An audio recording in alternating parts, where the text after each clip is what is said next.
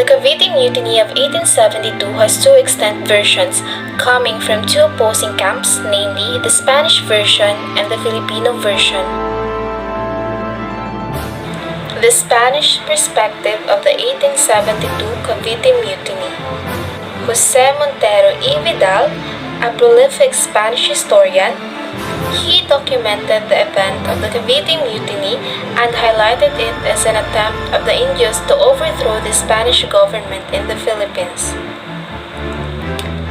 The Governor-General at that time, Rafael Izquierdos, he magnified the event and made use of it to implicate the native clergy, which was then active in the call for secularization.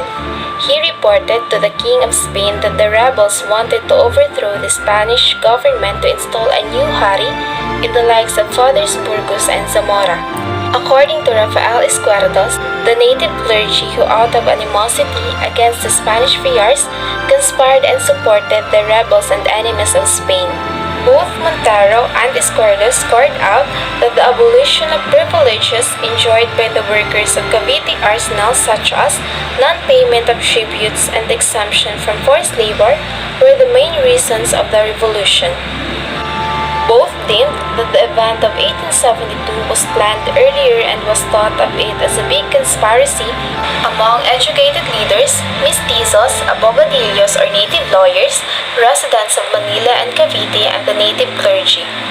On 17 February 1872, in an attempt of the Spanish government and Philocracia to instill fear among the Filipinos so that they may never commit such daring act again, the Comborza was executed.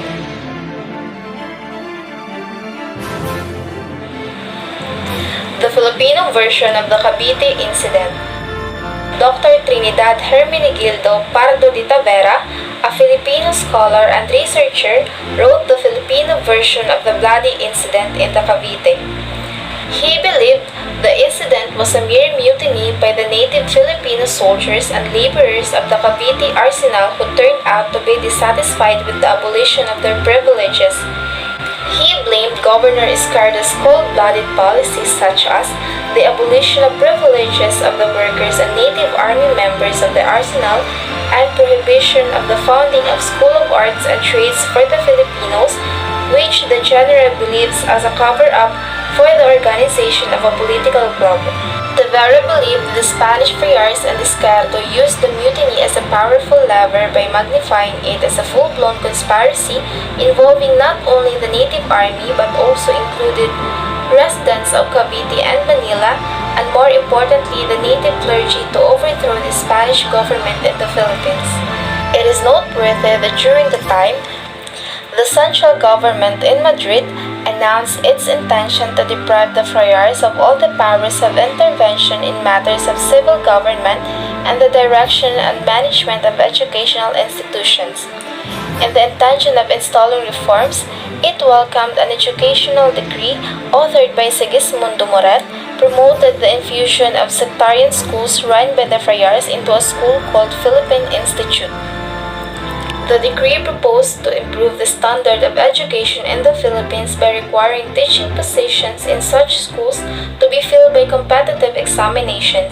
This improvement was warmly received by most Filipinos in spite of the native clergy's zest for secularization.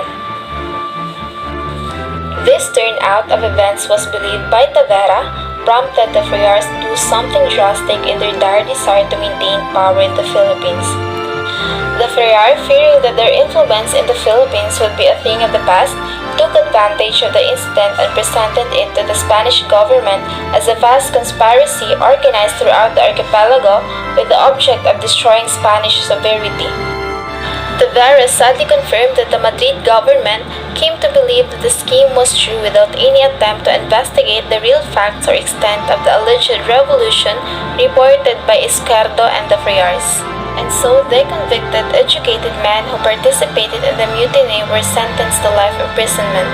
Others who were implicated such as Joaquin Pardo de Tavera, Antonio Maria Regidor, Jose Basa and Pio Basa, and other Filipino lawyers were suspended from the practice of law, arrested and sentenced to life imprisonment at the Marianas Island. Members of the native clergy headed by the Gomborza were tried and executed by Garrote.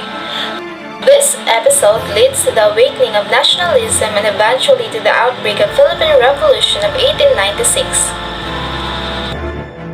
As told and as heard, every story has at least two angles to consider. Each angular side of the story has its own contentions, merits, or claims. Biases and prejudices may be noticeable, but they are undeniably inevitable as they form part of the limitations of the one telling the story.